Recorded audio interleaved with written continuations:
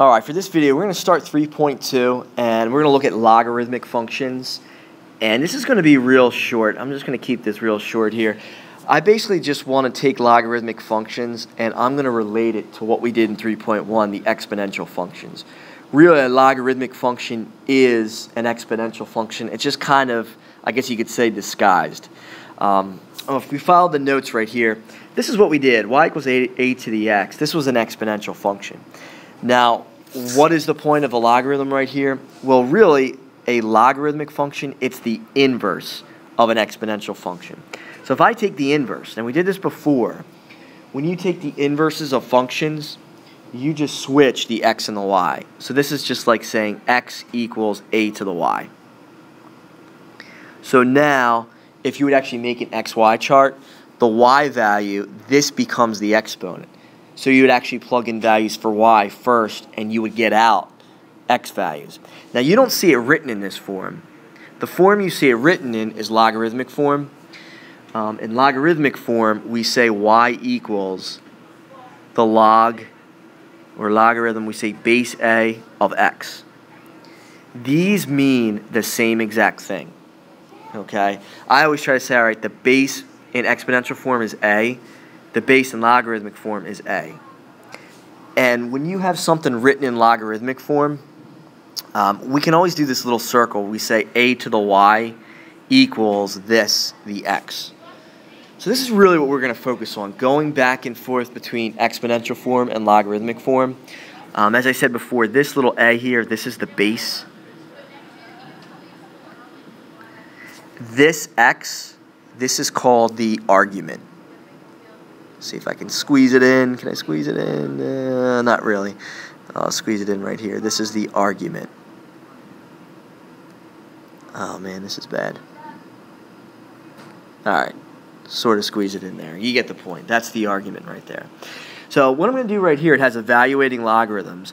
We're basically going to relate it to an exponential function. I'm going to do this first row here, 1 through 4. We'll do 5 through 8 in class, and that'll enable us to get properties of logarithms, which you've probably seen before. Now, for these first 4, I'm going to set all of these equal to y, because that's what we have as the inverse. I'm going to put this back into exponential form. When I put this back in exponential form, the base of this logarithm is 2, so the base in logarithmic form is going to be 2. I'm going to just follow the circle. This is like saying 2 to the y equals the argument, 32. So then when you evaluate that logarithm, you're asking yourself, all right, 2 raised to what number gives me 32? And that would be 5. 2 to the 5th is 32. So when you evaluate that logarithm, it equals 5. You could even put this in, put it on your TI Inspire. The great thing about the TI Inspire is you can change the base. So you put this in TI Inspire, you should get 5 to be your answer. Now these we should be able to do without even using a calculator.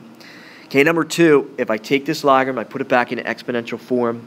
Okay, the base is 10, so that's going to be base for the exponent, and it's going to be 10 to the y equals the argument, which is this, the 1 over 100. Now, I know 10 squared gives me 100. Since this 100's in the bottom, y is going to be negative 2.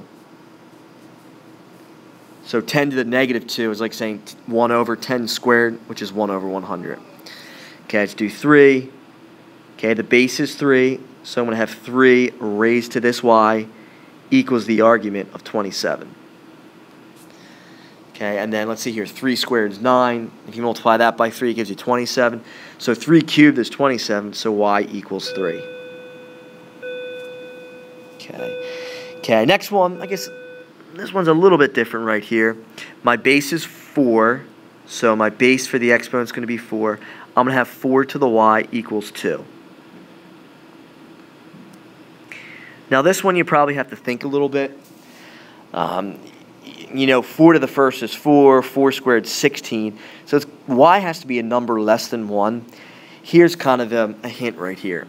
I know the square root of 4 equals 2.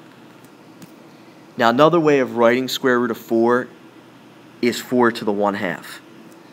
If you take any number and raise it to the 1/2, it's the same as taking the square root. So my answer for this is just 1/2. So be aware of those. If you can take the square root of it, it's the same as raising it to the 1/2. All right. Okay, and as I said, 5 through 8 we'll do in class. We'll go over the properties of logarithms, which really have to do a lot with 5 through 8. The last thing we're going to do here is 9, 10, 11. Now 9, 10, 11, we're going to reverse the process. I have it in exponential form. Now I'm going to put it in logarithmic form. Now kind of a starting point is, when I go back and forth between logarithmic and exponential forms, ask yourself, what is the base? So number 9, okay, I asked myself, what is the base? It's this 2 right here. So that means when I put it in logarithmic form, I'm going to have log base 2. Okay, and then I'm going to put equals. Now let's see here. The argument is always this. And the exponent is what it's always equal to. So this is this 2 right here. All right, so this is like saying 2 squared equals 4. Okay, number 10, I asked myself, what's the base? It's this 3. So I know I'm going to have log base of 3. The argument I always put with it, and then this equals the exponent, which is this right here, which is 3. Okay, number 11, okay, I asked myself, what's the base? The base is 49, so I have log base 49. Okay, I put the argument is this, and it equals the exponent, which is 1/2. Okay, and if you want to check it, if you went around in a circle, this is like saying, all right, 49 to the 1/2 equals 7. And that's what I have up here. So really, we just want to focus on going back between logarithmic and exponential form. This really should be a review. Tomorrow in class, like I said, we're going to go over 5 through 8. We're going to come up with these 4 properties of logarithms. And then we'll also do, I'm going to go to the second page. We'll also do this, where we have e to the x. And we're going to relate that to ln, or natural log of x. And you'll see when we do properties of natural logarithms, they're basically going to be the same. Instead of writing log, we're going to write natural log, which is ln. All right, so a lot of this was review. This is the first half of 3.2. The next video, we're going to graph the logarithmic functions.